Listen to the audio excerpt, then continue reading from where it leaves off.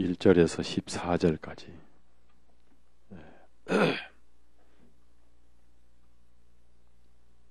같이 제가 한 절 읽고 여러분 한 절 읽으시면 좋겠습니다. 이 일들 후에 예수님께서 디베랴 바다에서 다시 제자들에게 자신을 보이셨는데 보이신 일은 이러하니라.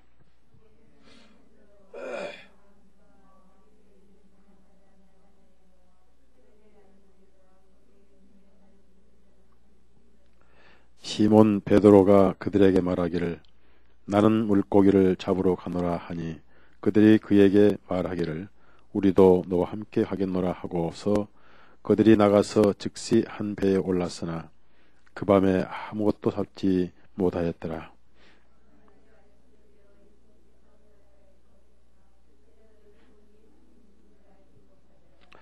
그때 예수님께서 그들에게 말씀하시기를 아이들아 너희에게 먹을 것이 있느냐 하시니 그들이 주님께 대답하기를 없나이다 하니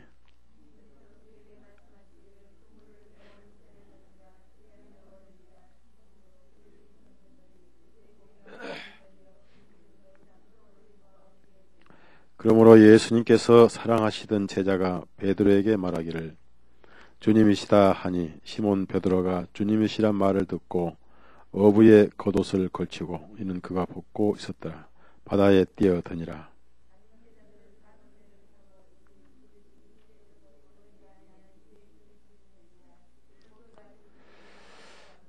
그들의 육지에 올라와서 보니 거기에 숯불이 있고 그 위에 물고기도 놓여 있고 빵도 있더라.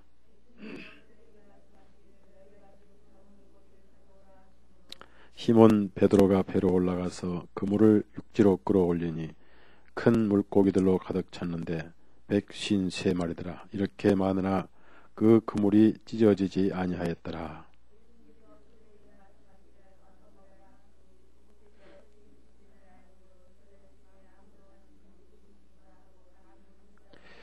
그때 예수님께서 오셔서 빵을 집어 그들에게 주시고 물고기도 그와 같이 하시니라. 이것은 이제 같이 읽습니다.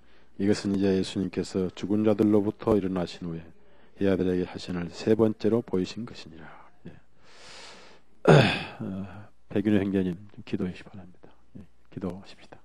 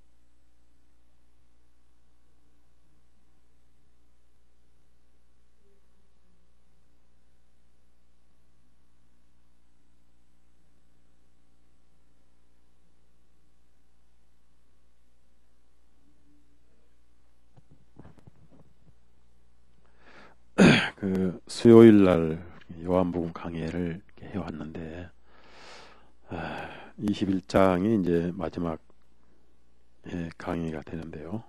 오늘 말씀을 또 듣고 다음 수요일 날 또 한 2번 정도 다음 주는 수요일 날 전주 집회를 하기 때문에 목요일 날 기도회 겸 합동 구역으로 이렇게 모이면 되겠군요. 그래서 수요일 날을 한 2차례 이렇게 더 말씀을 나누면서 요한복음이 이제 다 강의가 끝나고 또 다른 성경을 공부를 하겠습니다. 1절을 보면요, 두 번째 다락방에서 이렇게 제자들에게 나타나셨다가 이제 세 번째 나타나시는데 바로 거기가 디베랴 바다에서 그렇습니다. 그러니까 지금 부활하신 예수님이 부활을 입증해 가시는 과정입니다. 그래서 고린도전서 15장 보면은 여러 제자들에게 보이셨다. 그래서 부활을 입증시키셨다. 이런 기록이 많이 나옵니다. 그래서 1절과 14절은 부활을 예수님이 입증해 주시는데 그 부활을 막연하게 그냥 얼굴만 보이고 가시면은 하나의 환상으로 이렇게 생각할 수 있기 때문에 구체적으로, 그러니까 육신 속에 살고 있는 생활보다 더 완전하게 육신과 영이 부활하신 더 완전하신 그 모습을 제자들에게 이렇게 보여주신 거예요. 왜냐하면은 제자들이 이제 오순절날 성령이 임하시면 이 부활의 예수님을 온 세상에 증거를 하셔야 되기 때문입니다. 그래서 이제 그 부활을 이렇게 말씀을 하고 하시고, 또 부활을 사도 요한은 증명하기 위해서 요한복음을 이렇게 썼고요. 우리가 이제 요한복음을 읽으시면서 요한복음을 기록한 목적이 바로 20장 31절과 그리고 이것은 진실하다, 그렇기 때문에 거짓이 없다, 그리고 그 예수님이 행하신 것을 전부 기록한다면은 그것을 세상이라도 다 둘 수 없을 것이다, 이렇게 25절에 하면서 마지막에 아멘이라고 이제 글을 맺습니다. 그래서 사복음서의 가장 그 영적인 진리가 요한복음에 다 들어 있습니다. 요한복음은 아무리 읽고 묵상해도 끝없이 우리에게 생명을 공급해 주시는 글인데요. 지식이 아니니까 한 번 강의로 끝난 게 아니고 우리 영적 상태가 맑을수록 또 성장할수록 이 속에 무궁무진한 은혜가 들어있고, 바로 여기 예수님이 준비하신 빵이라든지 고기는 다 예수님 자신을 우리에게 주시는 거예요. 물질을 주신 게 아니고 그래서 우리가 배고플 때 주시고, 또 만약에 자기들이 잡아서 배가 곱지 않으면 주님 주시겠어요? 우리가 영적으로 굶주리고 배고플 때, 좀 공고할 때 주님은 이렇게 위로를 주시고 또 은혜를 주시는 겁니다. 그래서 이것은 이 기록으로 끝난 게 아니고 앞으로 부활하셔 계신 예수님이 모든 그리스도인들에게 개인적으로 또는 모든 교회에 이렇게 예비하시고 나타나시고 주시는 분이시다, 이것을 대전제로 우리가 배워야 되는데, 이제 그 다락방에는요 원래 11제자가 있었습니다. 근데 이제 처음에 다락방에 오셨을 때는 도마는 없었어요. 그래서 이제 초대교회라든지 일반적으로 그 전설에는 12제자 가운데 제일 의심을 많이 하는 사람이 도마였습니다. 그래서 의심의 제자 이렇게 별명이 붙었다고 그래요. 그런데 또 한번 용감한 것은 또 도마보다 앞설 사람이 없다 합니다. 그래서 거기 이렇게 참석을 하시고 두 번째 오셨는데, 여기는 그 7명이 있고요. 11명 가운데 4명은 어디 가고 없어요. 그래서 7명이 이제 모여서 교제를 하고 있었는데, 두 번째 나타나신 후에는 또 4명은 어디론가 또 마실을 갖지 않느냐. 그러니까 이제 여기서 첫 번째나 두 번째나 세 번째나 우리가 배워야 할 것은, 예수님은 공동체에서만 자신을 보이셨지 공동체를 떠난 사람에게는 안 보이셨다는 얘기입니다. 그래서 우리가 예수님이 교회를 세우신 것을 굉장히 중요시하는 거예요. 예를 들어서 그리스도인이 혼자 집에 있다든지 교제가 없다든지, 그래서 4명이 따로 있었지만은 실명과 4명이면 11명인데 처음에는 10명만 있었고, 그러나 거기 도마에게는 보이지 않으냐 하셨고요. 근데 8일 후에 또 11명이 다 모였을 때 거기 예수님 오셨고요. 또 여기 이제 11명 가운데 4명이 또 어디로 가버렸는데 그 4명에게는 예수님이 보이지 않으셨다는 얘기입니다. 무슨 말씀이냐면은 예수님은 공동체를 떠나서 공동체를 부인하는 자에게는 자신을 드러내지 아니하신다 하는 겁니다. 왜냐하면 예수님이 교회를 세우셨기 때문에 약속을 지키시고 그렇습니다. 그러니까 두세 사람이 내 이름으로 모인 곳에 나도 있느니라 이 말씀 오해하면 안 돼요. 즉 7명이 모였는데 그것을 버리고 4명이 모인 곳에도 계신다면 그건 잘못된 오해입니다. 그래서 예수님은 여기서 7명은 정상적인 공동체로 인정하시고 어디로 갔는지 마실 다니는 4명은 공동체로 인정을 하지 않으셨어요.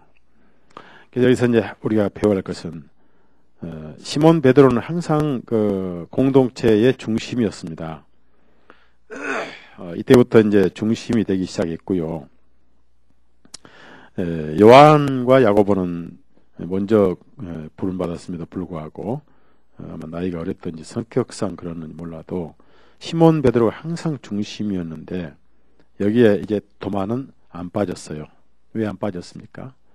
공동체를 떠나기 싫어했어요. 한번 혼났기 때문에. 첫 번째 빠졌다가 자기가 한 말을 예수님이 다 아시고 계셔가지고 혼쭐 나가지고 그가 다시는 이 공동체를 떠나지 아니하리라. 그래서 4명이 바람새로 나가자 해도 도마는 안 따라갔다는 얘기죠. 저는 부탁드리기를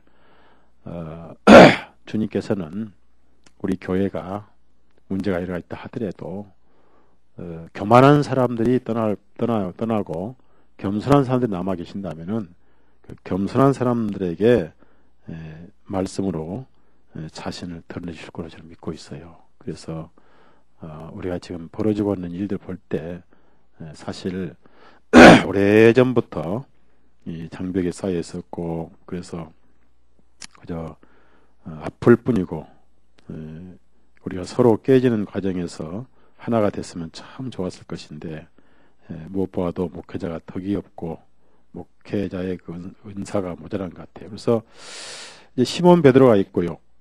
근데 원래 여기 이제 디두모라 하는 도마와 그렇습니다. 도마가 제일 이제는 두 번째 나타나요. 그래서 도마가 처음에는 없었는데 도마는 한 번 그 자기가 자리를 비웠다가 혼나서 악착같이 베드로를 붙어 다닌 것 같아요. 그래서 이제 베드로 바로 옆에 나와요. 이게 무슨 말씀이냐면은 한 번 영적으로 고난을 당하면요, 그 다음부터는 실수를 하지 않으려고 애를 쓰고 가장 영적인 사람 옆에 붙어 있어야 가장 영적인 사람이 된다는 것입니다. 사람은 큰 사람 밑에 있어야 큰 사람이 되고 나무는 큰 나무 밑에 있으면 죽어버리죠. 그래서 도마가 자기의 처절한 그 체험을 통해서 이제는 베드로 옆을 떠나지 않고 바싹 붙어 있었던가 봐요. 그런데 4명이 나갈 때는 안 떠나가는데 이 디두모라 하는 도마가 있거든요. 그래서 이제 여러분이 아실 것은 디두모라는 이름은 헬라어 이름입니다. 헬라 이름이고 그리고 도마는 히브리 말이에요. 그 말이 그 말이죠. 그런데 이 도마란 말은 쌍둥이란 말입니다. 쌍둥이, 도마가 쌍둥이인데 자 여기 이제 베드로, 도마 이렇게 두 사람과 이제 그 다음에 나다나엘 있습니다. 나다나엘은 요한복음 1장에 처음 나오고요. 여기서 이제 두 번째 처음 나옵니다. 그러니까 처음 나오고 마지막 나와요. 요한복음 1장이 나오고 21장이 나오는 거예요. 나다나엘이 바로 누구냐면 바돌로메. 그래서 바돌로메하고 나다나엘은 동일 인물이기 때문에 12제자에 이제 바돌로메라는 이름이 나오죠. 그래서 나다나엘과 바돌로메는 동일 인물이라는 학자들의 견해가 있는데요. 나다나엘과 그랬습니다. 그 다음에 세베대의 아들들은 여러분 아시다시피 요한은 항상 자기를 드러내기를 싫어하죠. 그래서 세베대 아들들은 바로 요한과 야고보입니다. 그 예수님 부르실 때 요한과 야고보를 부르셨죠. 그래서 이제 그렇게 5명이 나오거든요. 또 거기에 주님의 다른 두 제자들도 있어 함께 있었는데 학자들은 이 다른 두 제자를 누구라 하냐면 바로 베드로의 동생 안드레 그리고 결정적인 일이 있을 때 함께했던 필립. 그래서 필립이 오병이어 때 한 역할을 했잖아요. 200데나리온 떡을 어떻게 이 많은 사람을 먹입니까? 했던 필립. 그러니까 핵심들은 다 모였죠. 핵심들은 다 모였죠. 우선 그 베드로의 형제, 그 다음에 야고보의 형제, 그 다음에 한번 혼났던 디드모, 바돌로메, 필립. 그래서 그 11제자 가운데 중요한 제자들은 다 모였는데, 다 중요하지만은 크게 역할을 하지 않았던 4명은 어디 갔는지 알 수가 없어요. 그래서 우리는 예수님이 눈에 보이지 않는다고 해서 공동체를 항상 떠나거나 등한히 하면 점점점 마음이 육신이 되고 눈에 안 보이고 그렇습니다. 자, 예를 들어서 몸이 여기 와 있다 하더라도 말씀을 듣지 않으면은 주님을 못 만나잖아요. 우리가 주님을 여기서 만나는 방법은 말씀을 듣고 아멘하고 믿는 방법이잖아요. 그 방법 외에는 주님을 만날 수 없잖아요. 말씀을 오셨으니까. 그래서 한 몸이다 하더라도 말씀을 듣지 않으면은 주님을 만나지 못하고 밖에 나다니는 4명과 같다. 그래서 그들은 이 엄청난 복을 받지를 못했습니다. 근데 이제 이 4명이 7명이 이제 모였는데 7은 또 하나의 재미있는 상징적인 게는 로마 법에는요 항상 증인을 세울 때는 7명을 세워요. 로마 법에는. 그래서 이제 이것은 주님의 하나의 예언인데요. 우선 어디서 만났었냐면 티베리우스 바다에 만났습니다. 티베리우스는 로마 황제의 이름을 딴 거예요. 그래서 이 바다는 앞으로 사도들이 복음을 전해야 할 세상을 상징해요. 그 당시 로마는 세상의 중심지였어요. 바로 로마서 1장에 보면은 로마의 복음이 온 세상에 전파됨이라 그랬습니다. 온 세상에 전파됨이라. 그래서 티베리우스 바다, 티베리아 바다, 즉 바로 갈릴리 바다인데 여기서는 갈릴리란 말을 쓰지 않고요. 티베리우스라고 그래요. 티베리우스. 이것은 로마의 황제 이름을 따서 지은 바다입니다. 그래서 로마의 바다다. 세상을 상징하고 이 로마 법에 따른 세상의 로마의 법에 7 증인 세우는데 예수님의 증인으로서 로마 법에 의한 증인으로서 즉 예수님의 증인은 12명이지만은 여기서는 그렇다는 얘기입니다. 자, 그런데 이제 예수님이 그 2번째 나타나셨음에도 불구하고 시몬 베드로가 그들에게 말하기를 나는 물고기를 잡으러 가노라 했습니다. 이 시몬 베드로가 이제 항상 리더급이 됐죠. 사도행전 보면은 항상 리더급이 됐습니다. 그래서 리더급이 된 사람 또 영적으로 이렇게 앞선 사람들 옆에 붙어 있으면 좋겠죠. 근데 물고기를 잡으러 가노라 해서 여러 가지 판단들이 많이 있습니다만은 당장 다시 어찌할지를 몰라서 어떻게 해야 할지 몰라서 다시 옛 직업으로 돌아갔다는 그런 생각도 할 수 있지만은 반대로 베드로는 굉장히 부지런한 사람이라서 놀기를 싫어한 사람이다. 그래서 이제 그동안은 예수님 덕분에 잘 먹었는데 지금은 돈이 다 떨어졌어요. 돈이 다 떨어졌고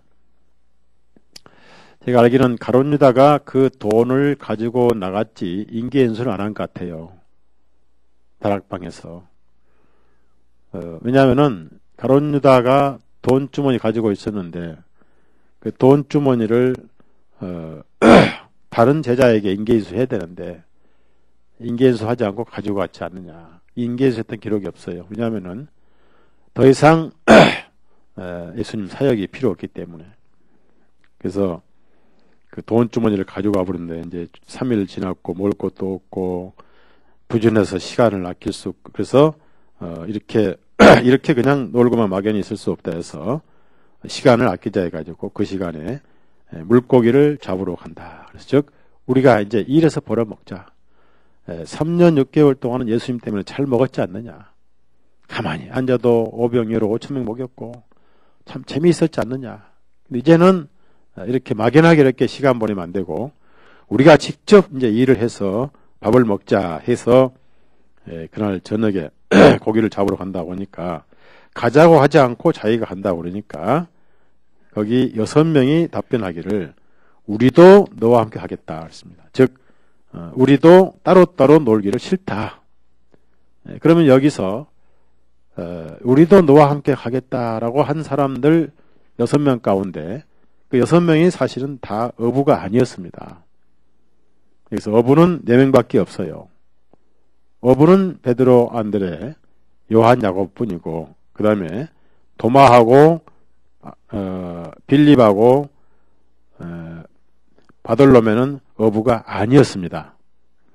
어부가 아닌 사람이 처음으로 고기잡이 따라갔다. 왜냐하면 고기를 잡기 위해서가 아니라 공동체를 떠나지 아니하게 해서. 그래서 살아도 함께 죽고 죽어도 함께 죽고 우리가 앞으로 그랬으면 좋겠어요. 울어도 함께 울고 웃어도 함께 울고 마지막으로 따라합시다. 깨져도 함께 깨져버리고 그랬으면 좋겠어요.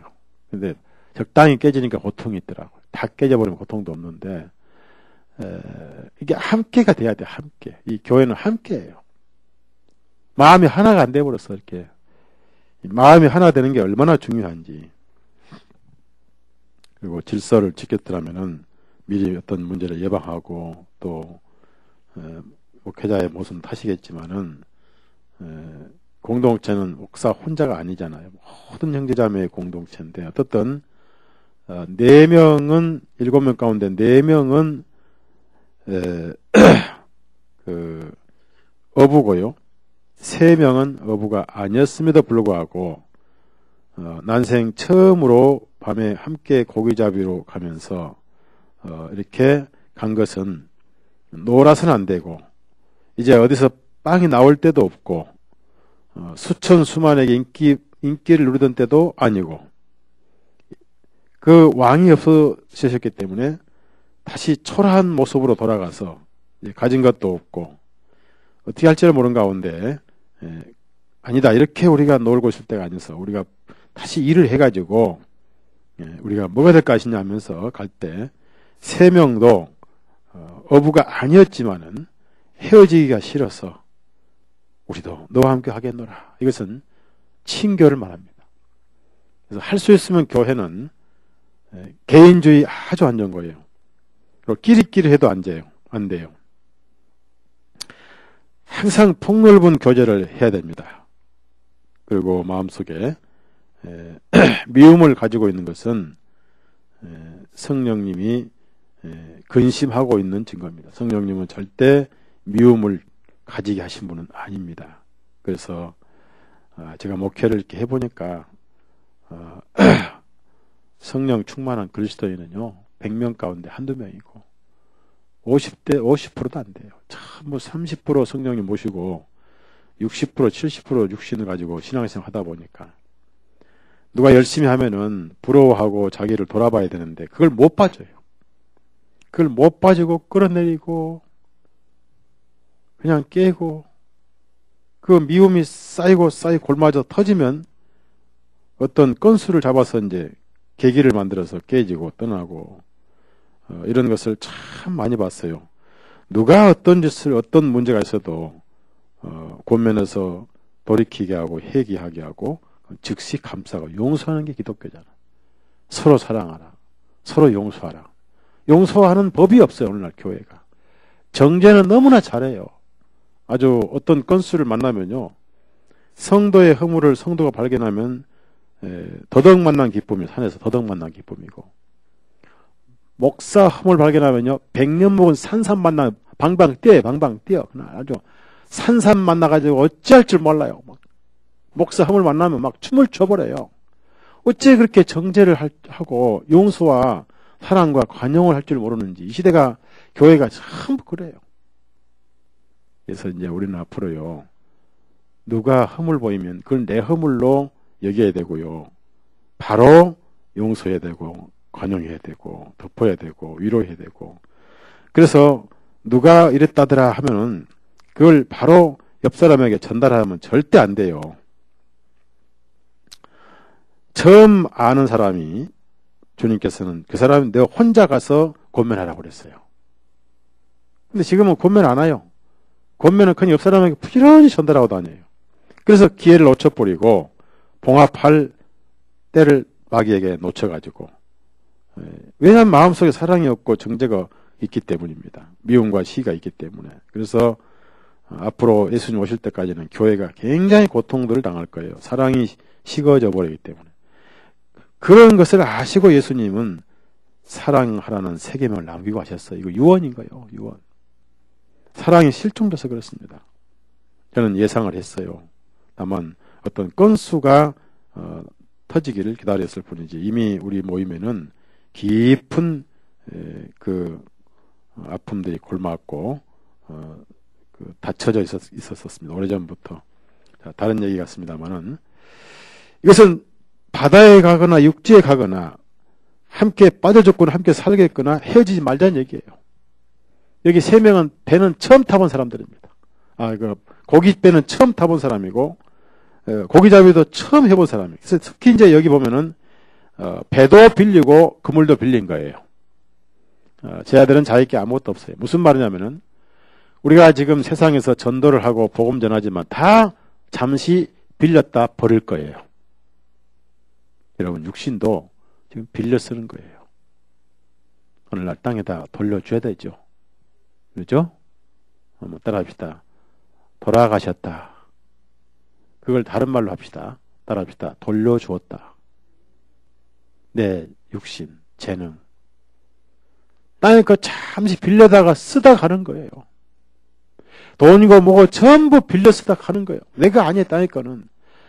어디다 쓰느냐에 따라서 달라져요. 그걸 악하게 쓰느냐, 하늘을 위해 쓰느냐.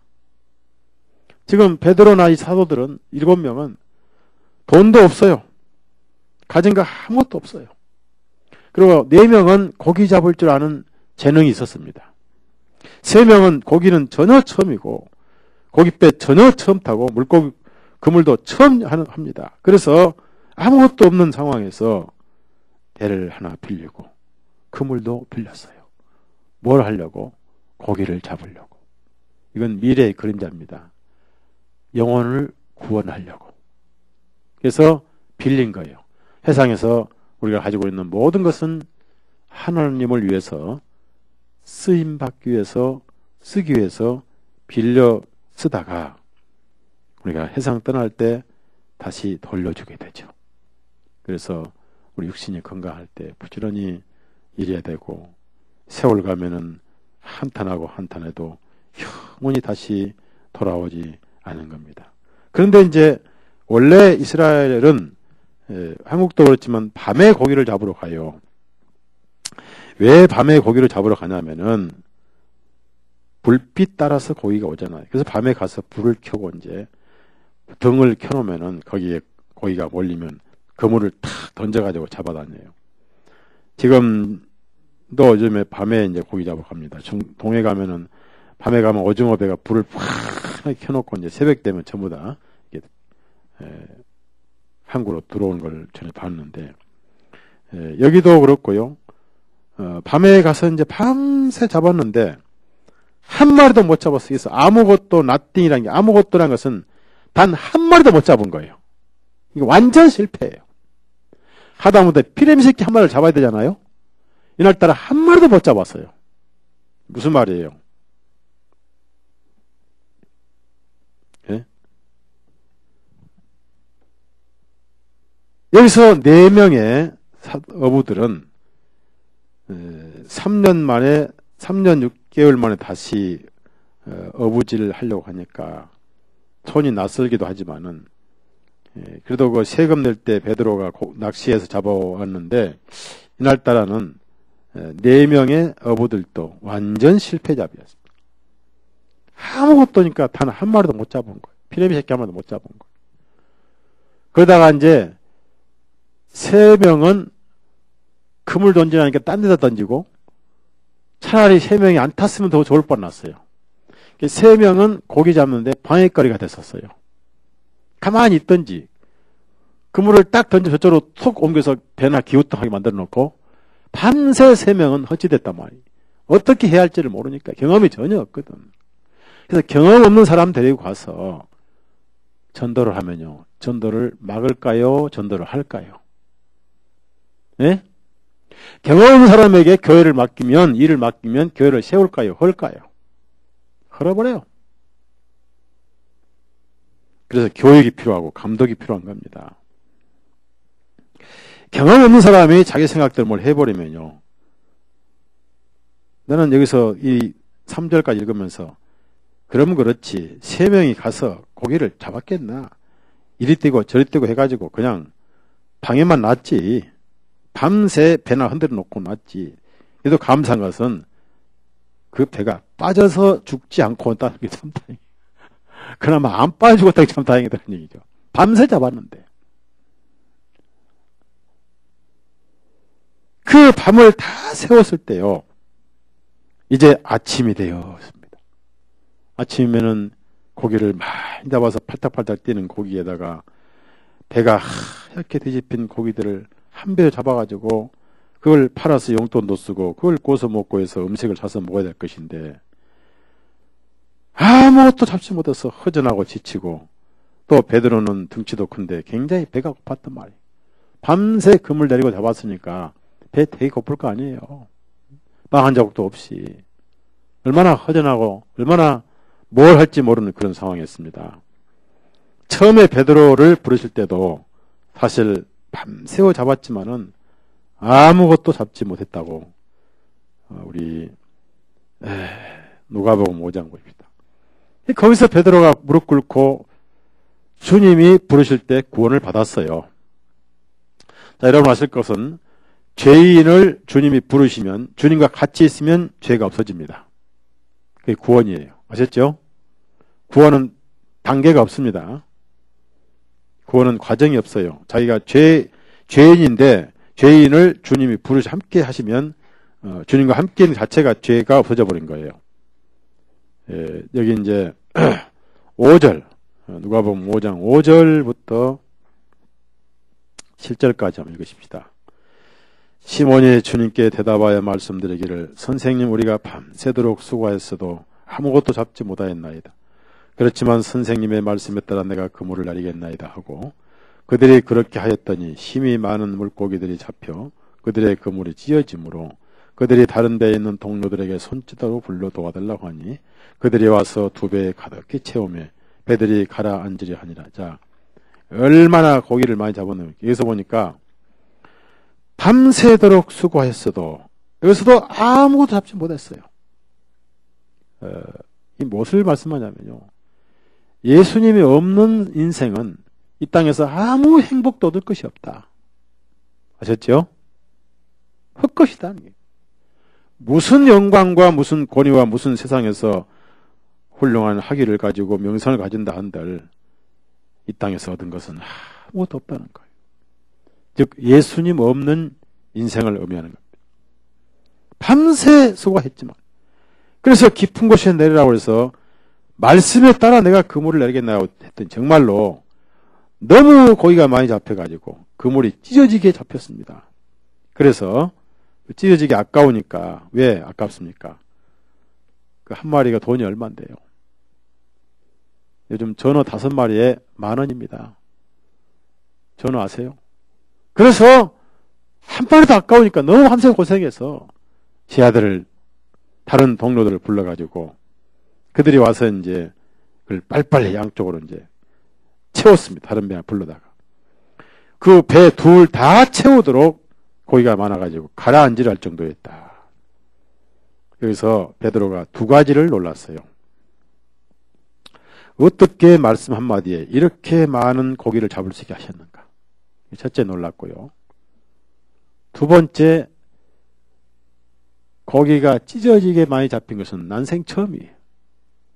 거기다가 많이 잡힌 것도 좋지만은 그것 때문에 배가 곧 가라앉으려 돼가지고 겁이 잔뜩 난 거예요. 그래서 놀래가지고 바로 거기서 무릎을 꿇어버렸어요. 무릎을 꿇어버렸어요. 그리고 자기 속에 비로소 죄를 짓고 했어요. 무슨 죄는 필요 없습니다. 여러분이 꼭 아실 것은 죄는 사람께 고백하면 안 돼요. 아셨죠? 죄는 항상 나와 하나님께 고백하는 거예요. 남을 끌어서 파멸하기 위해서 죄를 고백해도 안 돼요. 모든 죄는 나와 하나님께만 고백하는 것입니다. 이분이 예수님이 하나님이기 때문에. 8절 다 같이 읽어요. 8절 읽습니다. 시몬 베드로가 이것을 보고 예수님의 무릎 앞에 엎드려 말씀드리기를 오 주님 내게서 떠나소서 이는 나는 죄가 많은 사람이기 때문이다 하니 이는 나는 죄가 많은 사람이기 때문이다. 나는 무슨 죄를 지었습니다. 그건 필요 없어요. 다 하시거든요. 다만 예수님은 자기 스스로 죄인이냐 아니냐 네가 인정하느냐 안 하느냐 이것만 보세요. 부인하지 않았어요. 항상 성경에는 자기가 예수님 앞에 죄인이라고 고백한 사람은 바로 은혜가 임했어요. 그것을 담당하러 오시고 그 죄인을 구원하러 오신 분이기 때문에 여기서 죄인과 구주가 만났잖아요. 자, 그러면 이제 이 죄인을 구원하시기 때문에 무슨 말씀이에요?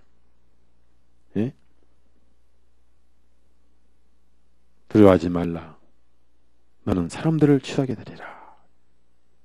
사람들을 앓게 될 것이다. 이제는 고의가 아니다. 그래서 주님과 함께 있는 것 자체가 구원이에요. 한번 물어봅시다. 천국은 누가 창설하였어요? 이 세상은 누가 창조하셨어요? 예? 하나님이시고 예수님이죠. 지금 제가 말씀드린 것은 하나님은 이름이 아니고 예수님이 이름이란 말이에요. 즉 예수님이 하나님이란 얘기죠. 지옥은 누가 만드셨어요? 자, 그러면 예수님이 계신 곳이 천국이죠. 맞죠? 만약에 여기서 지옥불이 갑자기 이 갈릴리 바다에 터졌다. 화산이 터졌다. 예수님도 그 지옥불에 타실까요? 아니면 지옥불에 올라오다가 쏙 들어갈까요? 예수님이 계신 곳이 천국이에요. 예수님과 함께 있는 게 구원이에요. 아셨죠? 하나님과 함께 있는 건 구원 아니에요. 하나님과 함께 있으면 심판이에요. 예수님과 함께 있는 자체가 구원이에요. 이때 베드로가 구원받은 거예요. 그리고 여러 번 말씀드리지만은 베드로는 예수님을 부인한 게 아니고 사람 앞에만 부인한 거예요. 그때는 성령이 오시기 전이기 때문에 능력이 없을 때였어요. 우리도 마음으로 하나님을 부인하지 않지만은 환경에 따라 환경 앞에 부인할 가능성이 있습니다. 여러분 매일매일 삶이 시인하는 삶이요 부인하는 삶이에요. 네? 매일매일 삶에서 시인하는 삶이 많아요 부인하는 삶이 많아요. 그렇습니다. 용기가 없죠? 네?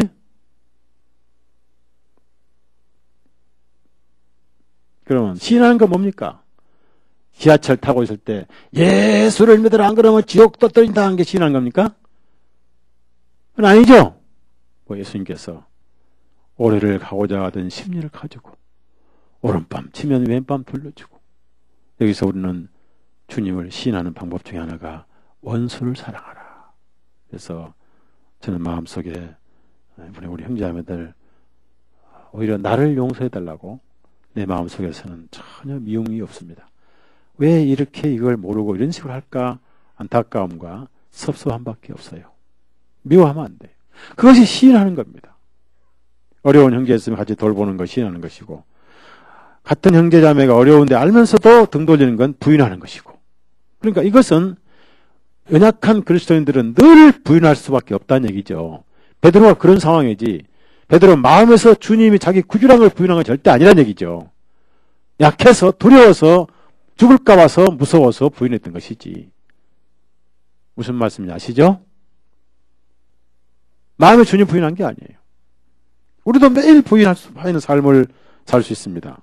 저에게 누가 욕한다고 화내는 거 주님을 시인하는 거예요? 부인하는 거예요? 예? 부인하는 겁니다. 그럼 나중에 이걸 아이고 이래서는 안 되지 하고 내가 나를 자책하고 돌이키는 건 시인하는 것이죠. 매일 그건 가능한 거예요. 매일 그건 반복되는 거예요. 또 제가 지금 잠깐 3000% 빠졌지요? 네? 다시 6절 올라옵시다. 다시 요한복음 21장을 봅시다.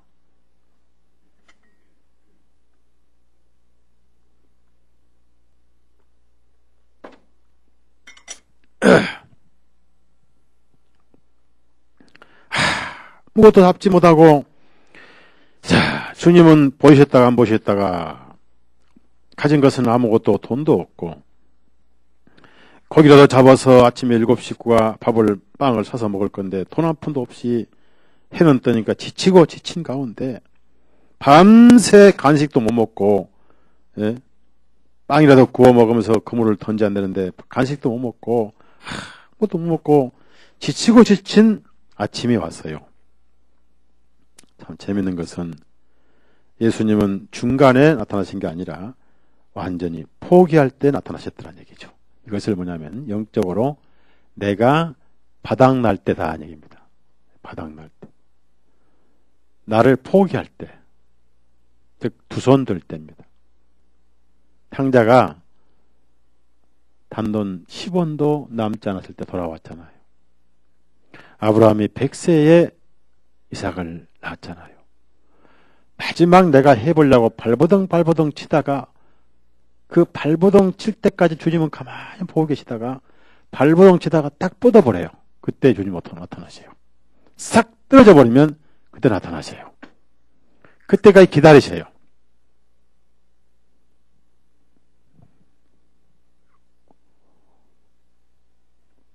폭풍우가 몰아칠 때 제 아들이 다 온갖 기술을 다 동원해서 평생 고기 잡던 그런 그 4명의 어부들의 기술로 해왔지만은 하다 안 되니까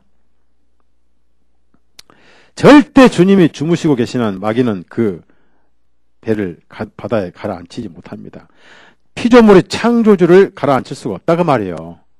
거기에다 믿음이 없었던 거예요.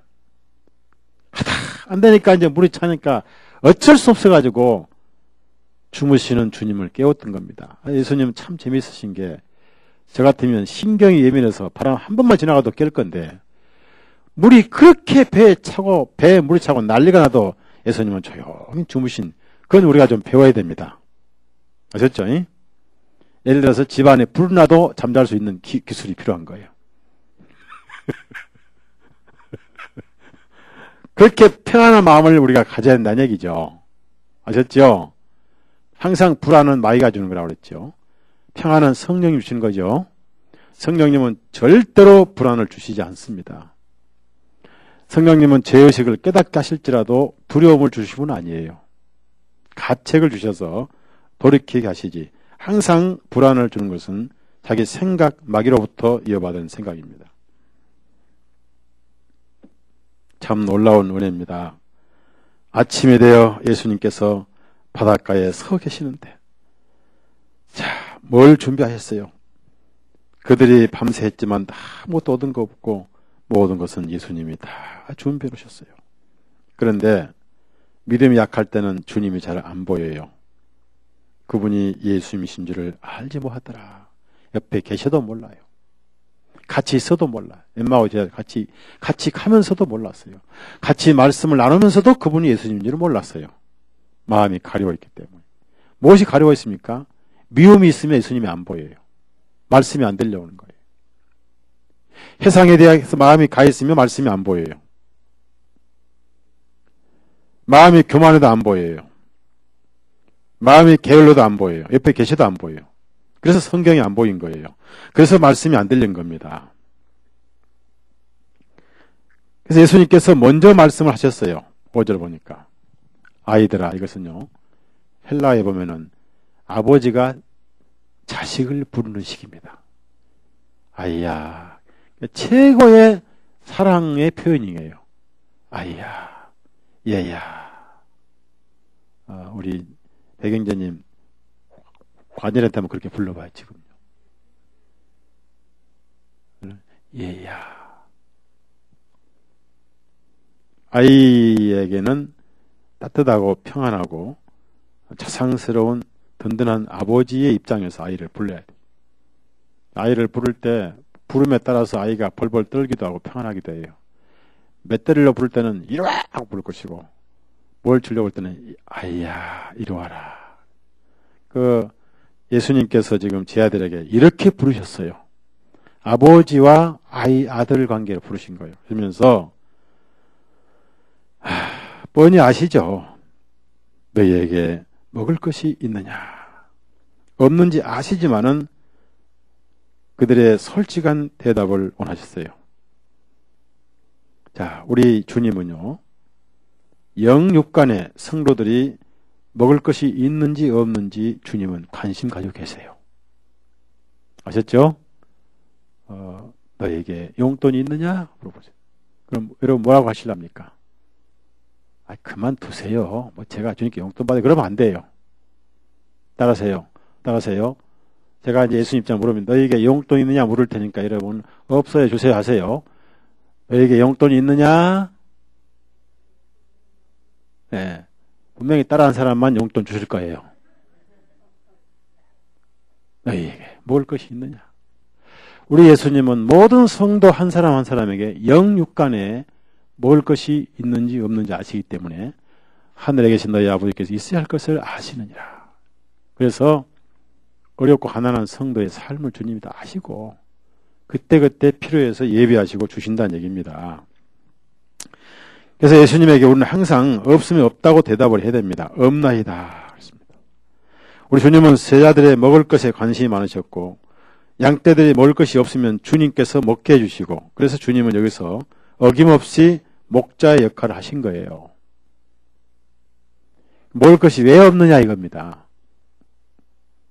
주님의 허락 없이 고기 잡으러 갔다는 얘기입니다. 주님의 법칙을 따르지 않았다는 얘기입니다. 그래서 자기들의 기술과 자기들의 힘으로 밤을 새워 했지만은 그것이 헛것이었고 주님의 방법이 아니었다는 것을 깨달았을 때, 손들었을 때 새벽에 주님께서 자신을 드러내시면서 제자들에게 점진적으로 계시하시는데 재밌는 것은 아이들아 너희에게 먹을 것이 있느냐라고 물었을 때 그 말씀이 좀 전에 낯익던 말씀인데 누군지도 모르고 없나이다 하고 대답했어요. 무슨 배고프니까. 그러니까 누군지 모르지만 뭐 좀 주실래요? 그러고 없나이다 그랬던 거예요. 조금씩 주님 자신을 계시하십니다. 우리도 마찬가지입니다. 주님이 잘 안 보일 때가 있지만은 조금씩 고난 통해서 부서지고 깨어지면서 내 속에 예수님이 조금씩 보이는 거예요. 그때 주님께서 말씀하시기를 아직까지 그들은 예수님인지 몰랐습니다. 그저 누구신가 하고 자기들이 실패했으니까 하라는 대로 한 거예요. 자, 그물을 배 오른편에 던지라. 처음에는 깊은 곳에 던지라. 여기서는 베드로에게는 깊은 곳에 던지라. 여기서는 오른편에 던지라. 그렇습니다. 노련한 4명의 어부들과 생소한 3명의 제자들은 한 사람도 그 말씀에 이의제기를 하지 않고 7명의 전체가 순종했어요. 교회가 모든 성도가 말씀에 순종하면 고기는 많이 잡을 수 있습니다. 꼭 4명만 순종하면 고기는 못 잡아요. 모든 성도가 다 말씀에 순종했을 때 교회가 고기를 많이 얻을 수 있는데 그물을 배 오른편에 던지라. 바로 왼편에 밤새 던졌는데 그물이 오른편에 고기가 있을지는 꿈에도 몰랐어요. 그리하면 얻으리라 하심으로 여기 7명이 전체가 다 이의제기 없이 여기에 이제 의심 많은 도마가 옛날 의심이 발동했더라면 뭐라고 하겠어요? 베드로 형제, 그 사람 누군지도 모르게 그렇게 해? 밤새 해봤지 않느냐고. 뭘 또 던져? 치워 했더라면은 주님도 안 보이고 고기도 못 잡고 또 뭐예요? 아침 초반도 못 먹고 그렇겠죠? 근데 여기서 도마는 의심이 어딘지 다 가버렸어요. 저는 도마에 대해 관심이 참 많은데요. 도마 얘기를 좀 잠깐 하겠습니다. 하루는 주님이 도마에게 나타나셔가지고 예루살렘에 있는데 도마야 저 인도 쪽으로 가서 영혼들을 구원해라. 예루살렘의 인도가 얼마나 거리가 멀어요. 그 당시는 제자들은 다 방언하는 능력이 있었잖아요. 방언 은사가. 그러니까 인도 가서 인도말로 전도하고 한국 와서 이제 옛날 한문 있죠. 그래서 한국에 와서 이제 한문으로 전도하고, 아마 방언 은사 받았기 때문에 한문 잘 쓸 거예요. 그 사도 도마가.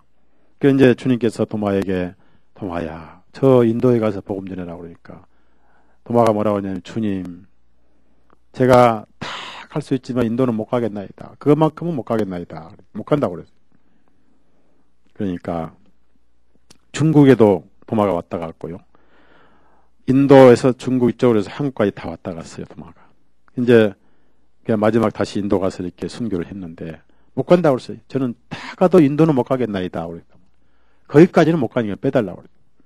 아니냐, 가야 하느니라. 그러고 이제 예수님이 사라지셨는데, 도마는 그 가진 게 아무것도 없었는데, 누가 이 노예상이 도마를, 그 인도에서 예루살렘에 온 노예상한테 도마를 돈 받고 팔아버렸어요. 자기도 모르는 사이에 인신매매가 된 거예요. 그래서 이제 그 사람이 도마에게 내가 당신을 샀으니까 인도로 가야 된다고 그래요. 아, 이게 주님의 뜻이구나 하고 이제 돈 한 푼도 안 들고 노예 신분으로 이제 인도를 가는데, 그 노예 상인이 이제 물었어요. 너는 무슨 기술이 있냐고 그러니까 이 도마가, 나는 건축 기술이 있는데 주로 큰 왕궁을 짓는 기술이 있습니다. 그랬단 말이에요. 아, 잘 됐다고. 그래서 이제 이 사람을 인도에 이제 왕한테 소개를, 이 사람은 동양 예루살렘에서 솔로몬 후손인데 솔로몬 시대의 그 왕궁 건축 기술을 가진 사람이라고 그래요. 이 사람에게 왕궁을 건축하도록 맡깁시다. 그럽시다. 해가지고 이제 왕이 이제 이 도마에게 총 그 설계 같은 거 해가지고 이제 총 비용을 다 맡겼는데, 그러면 조금씩 이제 왕궁 시작하는데, 이상하게 감독해야 할 도마가 낮에는 감독할 때는 안 보이고 딴 데 다니면서 복음을 전부 전한 거예요. 그래서 인도에 도마 교회가 세워졌어요. 인도에. 그 당시에. 기록이 나와요. 근데 그 왕궁 건축한 돈을 전부 카나안에서 다 나눠줘요. 건축 안 하고.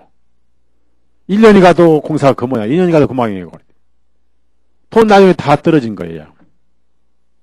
그래서 물었어요.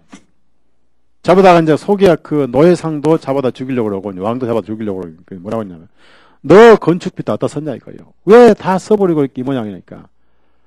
뭐라고 하는 도마가, 각하 왕이여, 눈에 보이지 않는 왕궁을 거의 다 완성해 갑니다. 그랬어요. 어디다 짓죠? 하늘에 짓죠.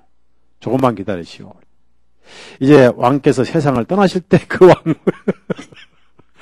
그 왕궁에 들어갈 것입니다. 이단 말이에요. 그럼 재밌죠? 그 왕의 동생이 있었어요. 그 동생이, 아빠서 먼저 죽을 때, 뭐라냐면, 형님이요. 저놈을 내 돈, 이 형님과 우리 돈 다 없애서 저놈을 내가 죽거든 찢어 주십시오. 그랬단 말이에요. 도마에게. 이제 한국에 왔다 간 거야. 이제 이 인도 왔다 한국 중국에서 이제 왔다 갔는데 그 사이 이렇게 돌아왔더니 찢어 주기라고 했는데요. 아, 그런데 그 동생 왕이 죽었는데, 아, 하늘에 딱 갔더니 천사가 큰 왕궁을 보여주는 거예요. 너무너무 아름다운 왕궁을 보여주는 거예요. 그게 물어보는 거예요. 천사가, 동생 왕이, 이 집이 누구 집이냐니까, 네 형의 집이니라. 너무 좋아서, 이 동생이, 나 좀 다시 세상으로 보내달라고 그랬어요, 천사가. 왜냐, 하니까, 내가 우리 형에게 이 왕궁을 사겠습니다. 너무 좋아가지고.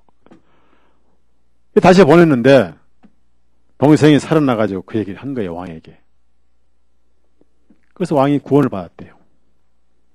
그 기록이 있어요. 그런데 재밌게요. 그 도마가 돈을 다 주면서 이건 왕이 주는 선물이 나눠줘 버린 거예요. 건축비를 다. 그래서 땅의 왕국은 못 지었지만 하늘의 왕국을 지었다. 이런 기록이 있어요. 도마 얘기가 참 재밌습니다. 나중에 순교했죠, 거기서. 자, 도마 얘기 이제 그만하고 끝낼까요? 21장 이거 한번 봅시다. 고기가 얼마나 많았는지요. 오른편에 던졌는데, 자, 이스라엘 가면 여러분 이해하실 거예요. 예수님은 산상수훈 동산에서 갈릴리 바다 남쪽을 내다보고 말씀을 하셨습니다. 그러면 이제 남쪽에서 북쪽을 보니까 해가 뜨니까 해가 이제 예수님 북쪽 그 팔복 동산에 계셨어요. 그 남쪽이 이제 요단강 쪽이고요. 동쪽은 요르단 큰 산이 있습니다. 왼쪽은 티베리아 시가 있어요. 조그만 동네가 있습니다. 북쪽을 보니 새벽이니까 이제 해가 떠오니까 아침이 되니까 해가 동쪽에 떠오릅니다. 왼쪽에는 어둠이고 배 오른쪽에는 빛이 있는 거예요. 주님께서 니들 오른편에 던지라는 거예요. 동쪽에 해가 떠오른 쪽으로 그물을 던졌던 거예요. 이건 무슨 말이냐면은 항상 우리가 진리편으로 던지라는 거예요. 진리편. 오른쪽이라는 것은 하나님 편이에요. 양도 오른편이잖아. 하나님 편이잖아. 하나님 오른편 보좌에 앉으셨다고 그랬잖아요. 권위편, 권능편, 하나님 편, 진리편, 빛이 있는 곳으로 그물을 던지라. 고기가 엄청나게 많이 잡혀가지고요. 너무 많이 잡혀서 그물을 끌어올릴 수가 없었는데 참 재밌는 거는 여기서 고기가 전부 큰 고기만 잡혔어요. 새끼 고기는 한 마리도 없어요. 아침이 돼서 이렇게 엄청나게 잡혔어요. 그때 영적으로 가장 예민했던 그 고기를 잡았던 거 보고 하는 얘기가 7절 보니까 제일 먼저 예수님을 깨달은 자가 요한입니다. 같은 제자라도요. 주님을 영적으로 빨리 깨달은 성도가 있고 되게 늦게 깨달은 성도가 있어요. 베드로는 활동적이지만 영적으로는 둔하고 요한은 비활동적이지만 영적으로는 굉장히 예민한 사람이었어요. 그래서 요한복음을 쓴 거예요. 주님이시다! 라고 하니까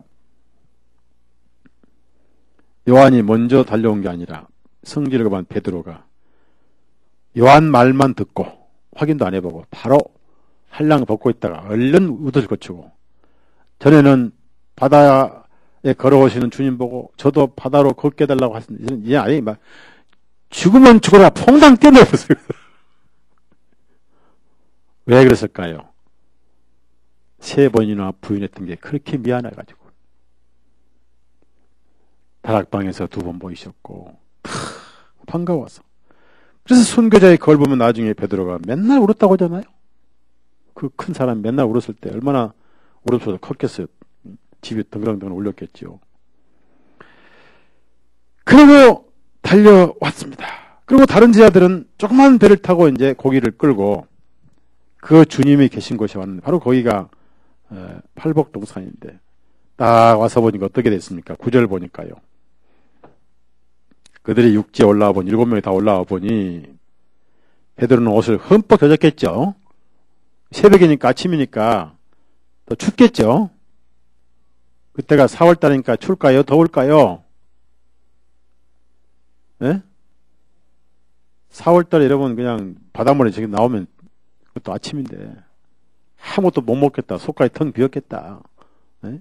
소주는 한 잔 먹으면 속이 후끈후끈 할 건데 텅 빈 상태에서 아침도 먹고 굉장히 쌀쌀한 가운데 보니까 보시오. 재미있게 그 배고픈 사이에 와서 보니까 얼마나 구수한 냄새가 우선 숯불이 있고 예수님께서 고기를 그냥 구우신 게 아니라 숯불을 피워서 구우셨다는 게 얼마나 자연적입니까?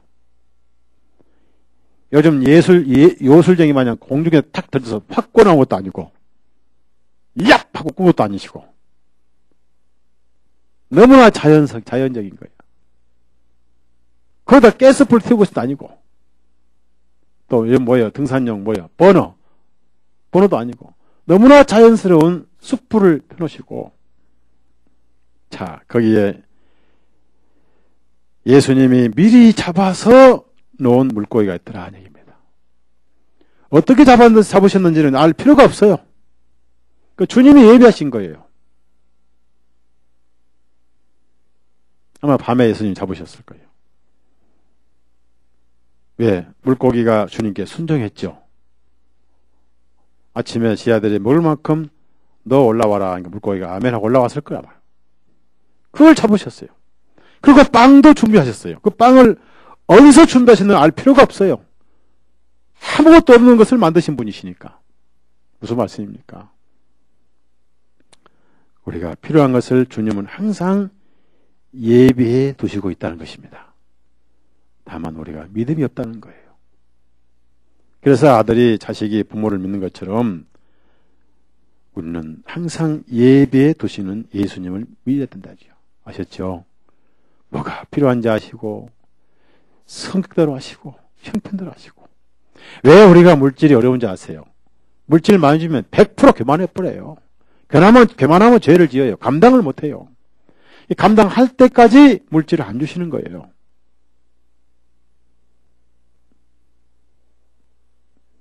그래서 주님께 기도에 물질 달라고 하십시오. 그럼 주님이 그러실 거예요. 그래, 주긴 주겠는데 너 물질 가서 교만해서 나중에 넘어질 때 나 책임 안 진다? 하고 주실 수 있는 겁니다. 다 준비를 해 놓으셨고 얼마나 구수한 냄새가 났겠습니까? 따뜻한 숯불도 펴놓으시고 여기서 예수님은 자기 제자들을 위해서 모든 것을 예비해 놓으셨더라는 얘기입니다. 부활의 예수님은 바로 이렇게 우리를 위해서 말씀도 예비해 놓으셨고 천국도 예비해 놓으셨고 우리가 한번 생각해 봅시다.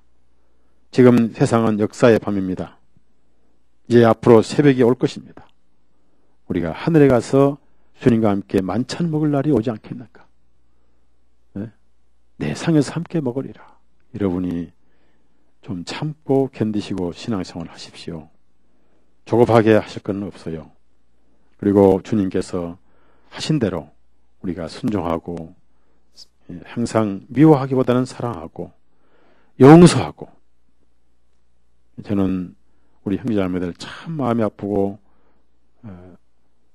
모든 것이 내 탓이다 라고 얘기하고 싶고 그분들을 그 형제자매들을 미워하지는 않습니다. 미운 사람이 아무도 없고 철없고 미숙한 그 행위들을 좀 숙성된 행위였다면은 교회가 하나가 되고 깨지지 않을 건데 하는 것이 늘 아쉬운 뿐이고 또 그런 모든 빌마리들은 다 목회자의 부덕이고 소치지 않겠는가 생각이 들면서 마음에 미움은 없고 그래야 내 마음이 편하고 그렇게 해서 이제 세월 가면 하늘에 가게 되고 우리 주님은 이렇게 반찬을 다 준비해 놓으시고 이것은 하늘나라에서 모든 역사가 끝나고 모든 사역이 끝나고 나서의 그 영광과 하나님의 그 열매들을 놓고 함께 잔치에 참여하는 것을 말합니다. 그래서 내 주인의 즐거움에 참여하라. 여기서 재미있는 것은 미래 베드로의 사역을 예수님이 미리 여기서 보여주신 게 뭐냐면은 자, 예수님께서도 준비해 놓으셨지만은 자기들이 잡은 것도 자기들이 먹어야 보람 있을 거 아니에요. 그렇죠? 내가 지은 농사물을 내가 먹어야 보람 있겠지요. 내가 심은 나무에서 과일을 내가 따 먹어야 보람 있을 것이고 내가 목회한 교회 그 교회에서 영광 받아야 보람 있을 것이고 그래서 너희들이 잡아온 고기를 조금 가져오라 했습니다. 그거 다 먹을 필요 없다. 너희들이 잡은 고기를 좀 갖다가 먹으면 보람이 있을 거 아니냐면서 조금 가져라는 거예요. 그래서 베드로는 먼저 나왔습니다. 먼저 나왔고 물을 뛰어가지고 막 나왔어요. 이제는 죽으면 죽으라고 옛날처럼 무서워서 막 바다를 거는 게 아니고 뭘 뛰어서 왔단 말입니다. 뛰어서 왔는데 다른 제자들이 6명이 고기를 잡아왔단 말입니다. 그물까지. 그런데 보십시오. 고기를 세는 데는 또 베드로가 셌어요. 참 희한하죠? 왜냐하면 자기가 잡으러 갔으니까. 처음에 자기가 잡으러 가자고 했는데 근데 고기를 누가 잡으셨어요? 자기가 잡아서 주님이 잡으셨어요. 근데 세기는 또 자기가 셌어. 항상 꼴찌는 싫어한 사람이 베드로예요. 자, 11절 다 같이 읽어요. 11절 시작. 올라가서 그물을 육지로 끌어올리니 큰 물고기들로 가득 찼는데 153마리더라. 이렇게 많으나 그 그물이 찢어지지 아니었다. 참 재밌는 것은 베드로 보고 가져오라는 말씀 안 하셨거든요. 근데 펄떡 뛰더니 먼저 올라갔어요. 이게 무슨 말씀이냐면은 베드로는 굉장히 활동적인 사람이다. 자, 베드로가 고기를 셌다. 베드로가 오순절 3,000명, 5,000명을 전도할 것을 보이신 거예요. 네가 사람을 낚으리라. 정확하게 이 예언대로 됐지요? 자, 오순절날 누가 전도했어요? 베드로가 전도했지요? 3,000명이 구원받았죠? 이후로 사람을 취하리라. 정확한 예수님의 예언인 거예요. 단 한 마리도 작은 고기가 아닙니다. 큰 물고기들로 가득 찼는데 아직 자라고 있는 새끼는 예수님이 잡히지 않게 하셨어요. 큰 물고기만 잡히게 하셨어요. 피라미 새끼는 자라야 되잖아요. 다 자란 것만. 그런데 너무 많이 잡았는데 얼른 그걸 좀 갖다가 들이기는 꼬서 먹지 않고 그걸 또 다 셌네. 자, 153마리 세는데 얼마나 걸리겠어요? 배행전이 얼마나 걸리겠어요? 몇 분 걸리겠어요? 한번 해보세요.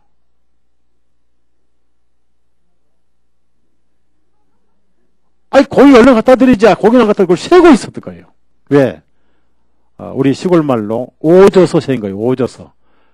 오지란 말 아세요? 그 무슨 뜻이에요?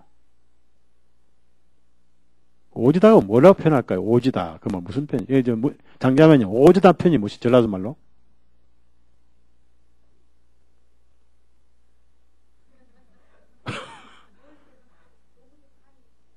너무 좋아가지고. 그래서 조금 가져라 했는데 그건 다 잊어먹고. 왜냐면 3년 6개월 만에 이렇게 많이 잡힌 또 처음이거든요. 그래서 한 마리 한 마리 만지는데 얼마나 손이 미끄럽고. 그래서 한 마리 한 마리를 전부 세는데 153마리 센 거예요. 그러고 나중에 갖다 드렸을 거예요. 조금 다 센 다음에. 여러분, 우리 예수님은 성도 한 사람 한 사람을 세십니다. 머리카락 하나까지 세신 예수님이에요. 내 손에서 단 한 마리 양도 잃어버리지 아니하리라. 내 손에서 빼앗을 자가 없느니라. 그래서 저와 여러분은 예수님 손에 있기 때문에 사단이 뺏어가지 못해요. 어떤 어려움도 끊어놓지 못해요. 그래서 이 그물은 찢어지지 않았습니다. 구원받은 주님의 교회, 주님의 성도는 한 영혼도 하늘에서 잃어버린 적이 없습니다. 그러나 예수님과 상관없이 율법에 속하여서 잡힌 그물은 찢어서 바다로 잃어버리게 돼 있다는 얘기입니다. 누가복음 5장에는 찢어졌는데 여기는 안 찢어졌잖아요. 즉 하나님의 그물, 하늘의 그물은 찢어지지 아니하고 거기에 한 마리도 바다로 놓쳐버리지 않고 153마리를 전부 셀 수 있던 것처럼 그리스도인들은 하늘에서 전부 세신받아서 단 한 마리도 잃어버리지 아니하신다는 얘기예요. 99을 세시고 단 한 마리를 찾아오셨던 거예요. 이것은 한 영혼 한 영혼을 얼마나 예수님이 지키시고 보호하신가 하는 것을 우리에게 보여주신 것입니다. 재미있는 것은 153마리라고 했는데 이것은 히브리 말로 베니 하 엘로힘이라는 말인데 그걸 숫자로 풀어서 읽으면은 한번 따라합시다. 하나님의 아들들. 바로 구원받은 그리스도인들을 말한 겁니다. 이것은 최후의 교회가 승리한 것을 보여주신 거예요. 하나부터 하나 더하기 둘 더하기 셋 더하기 이렇게 나면은 17까지 나가는데 이 17은 승리의 숫자인데 하나부터 17까지 더하면 153개가 나와요. 이것은 승리의 숫자예요. 마지막에 교회가 승리한다.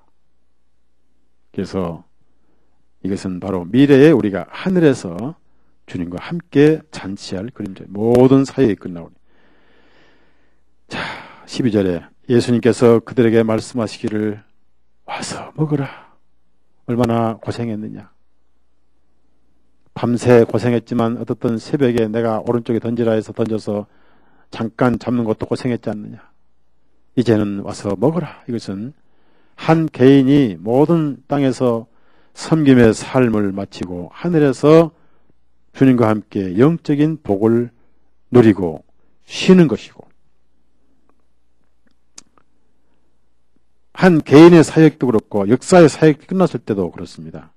그러면서 다 알기 때문에 감히 누구시냐고 묻는 자가 없더라. 14절 보니까 주님께서 오셔서, 얼마나 자상하십니까? 친히 오셔서 빵을 집어 그들에게 주시고 물고기도 집어서 구워서 그들에게 나눠주시는데, 여기는 빵을 집어서 그 다음에 물고기도 집어서 다른 양념도 없이 그 바닷가, 초라한 바닷가에서 초조한 아침 조반을 함께 잡수셨는데, 이 조반을 바로 예수님이 준비하셨더라. 하늘의 상급이고 보상을 말합니다. 여러분이 어려울 때 사람 편에 서지 말고 말씀 편에 섰을 때, 어둠의 밤이 가고 아침이 왔을 때 주님이 미리 상을 다 예비해 놓으셔서 여러분에게 보상을 해 주실 것입니다. 이것을 우리에게 보여주신 거예요. 지금 어려운 가운데 있으니까 기도하시면서 한 사람도 정죄를 하지 마시고 다 사랑하고 이렇게 해서 마음의 아픔들을 함께 치료하는 저와 여러분이 있으면 참 좋겠고요. 저는 지금 가슴이 굉장히 아픕니다. 우리 고린도후서 4장 5절까지, 1절에 5절까지 읽고 오늘 기도회를 마치겠습니다. 고린도후서 4장 1절에서 5절 다 읽습니다. 그러므로 사람이 마땅히 우리를 그리스도의 사역자들이요 하나님의 신비들을 맡은 청지기들로 여길지니, 같이 읽습니다. 고린도 전서, 후서가 아니라 전서. 신경을 많이 쓰다가 신경 몇 개가 썩어버렸어요.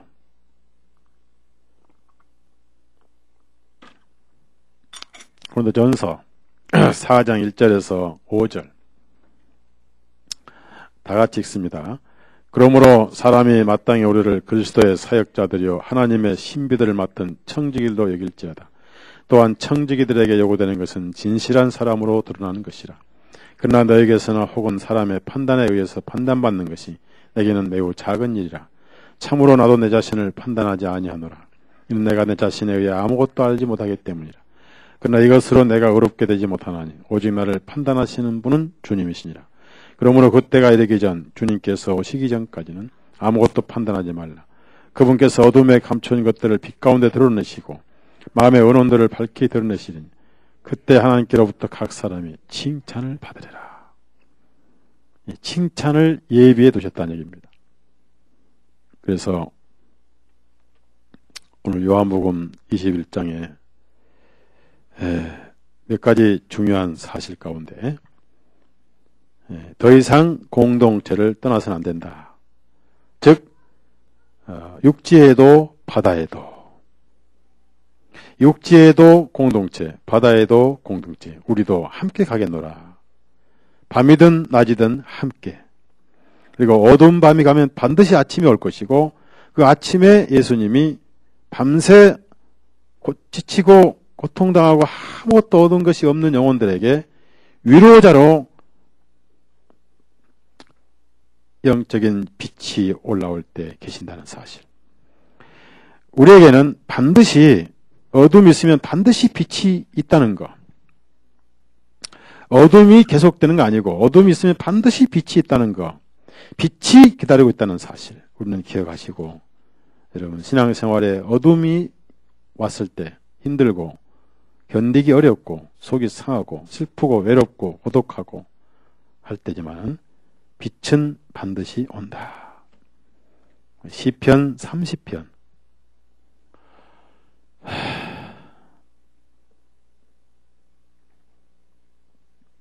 시편 30편 5절 681페이지 5절을 보면은 이런 말씀이 있어요. 이는 그분의 진노하심은 잠시뿐이요 그분의 진노하심은 잠시뿐이요. 그분의 은총은 생명이기 때문이니 울음이 밤새도록 지속될지라도 아침이 되면 기쁨이 임하리로다. 그래서 우리가 결코 흔들리면 안 된다 그랬습니다. 5절, 6절 다 같이 읽읍시다. 5절, 6절 다 같이 읽습니다. 시작. 그분의 진노하심은 잠시뿐이요 그분의 은총은 생명이기 때문이 울음이 밤새도록 지속될지라도 아침이 되면 기쁨이 임하리로다. 내가 형통할 때 말하기를 내가 결코 흔들리지 아니하리로다. 흔들리지 않는 신앙이 참 중요해요. 울음이 밤새 지속될지라도.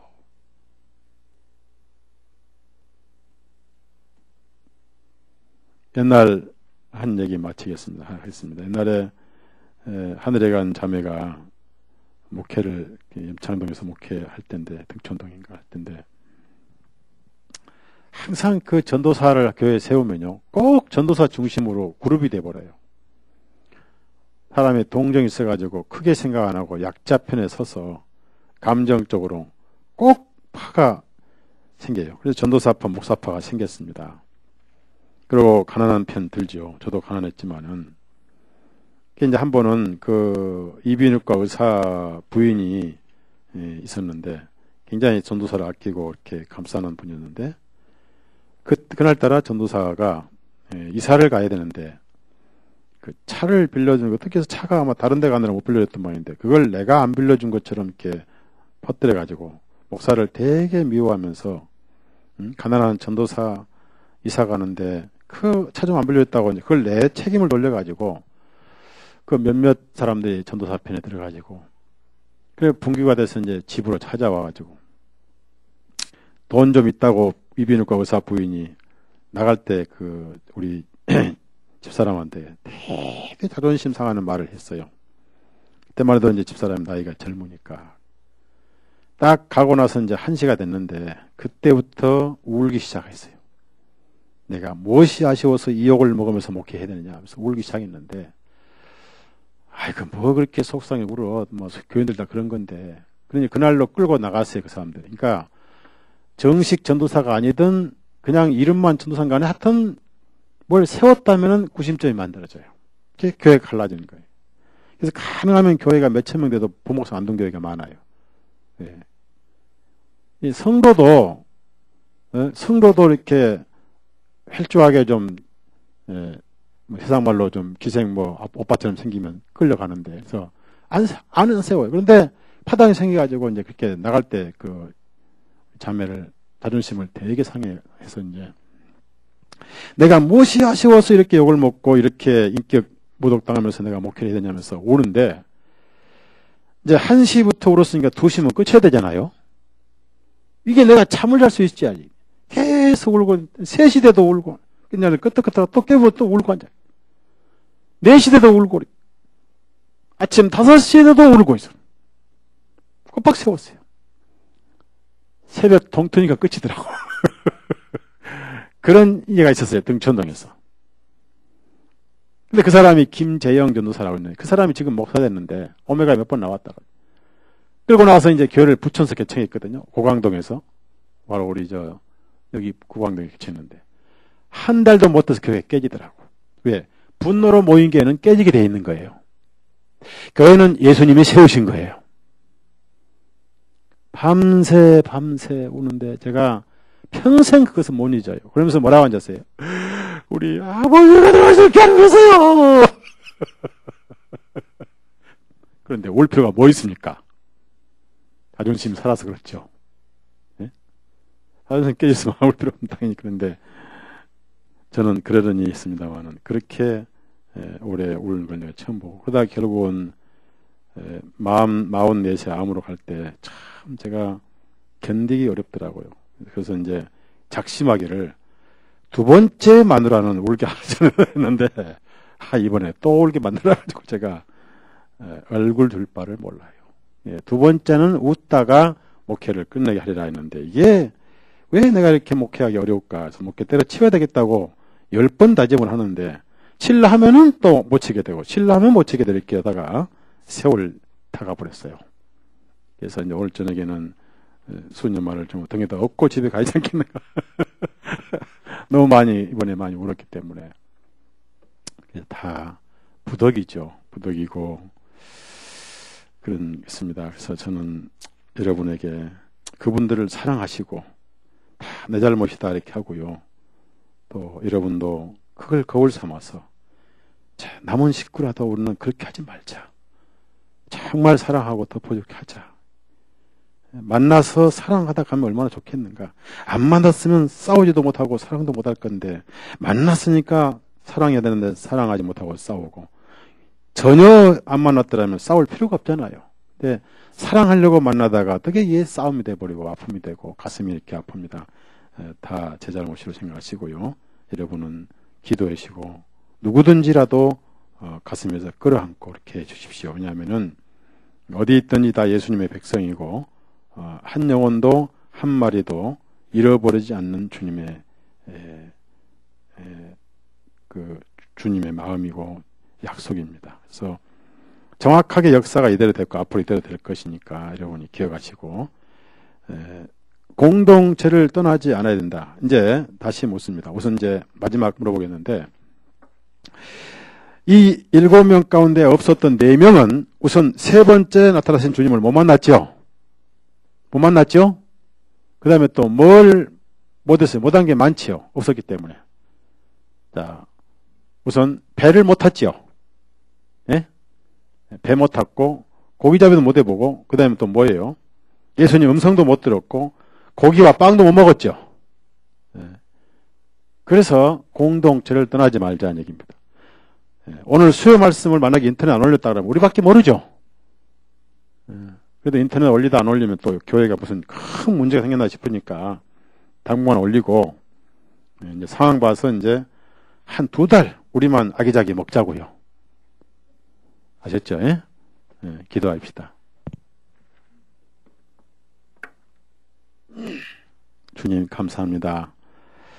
교회가 아픔이 있고 고통이 있는데 상처 있는 심령들 다 우리의 잘못이고 또 목회자의 잘못도 많고, 그 상처를 주님께서 아물게 하시고 위로해 주시며, 오늘 베드로의 그 모습처럼 시간을 놀지 말고 뭘 하든지 우리가 벌어서 먹되, 어떤 제자도 따로 있기를 싫어했고 산에서도 바다에서도 함께 있기 원했기 때문에 밤새 잡은 건 아무것도 없었지만은 그 안타까운 것을 보시고 계셨던 예수님 새벽에 나타나오셔서 이제 배가 아니고 바다가 아니라 육지에서 따뜻하게 숯불을 구우시고 펴놓으시고 고기도 구우시고 빵도 구우셔서 허전하고 시장한 그 배들을 다 채우도록 준비해 놓으신 예수님, 오늘 또 우리에게 이렇게 어두운 밤 어두운 세상 살 때 힘들고 고달프지만은 광명의 빛이 왔을 때 거기에 모든 것을 예비하시고 하늘에서 잔치를 준비해 주신 예수님, 한 마리도 잃어버린 적이 없이 그물이 찢어지지 아니하더라. 우리 형제자매님들 오늘 이 말씀에 위로받고 하늘의 그 광명의 빛 그날을 바라보고, 오늘 가슴이 어둡고 우리 현실이 어둡더라도 밤새도록 울음이 지속될지라도 아침이 오면 그치리라, 이 말씀을 기억하며 빛의 시간이 오도록 기도하며 기다리고 인내하게 해 주옵소서. 예수님의 이름으로 기도드려 싸움나이다. 아멘. 마치겠습니다.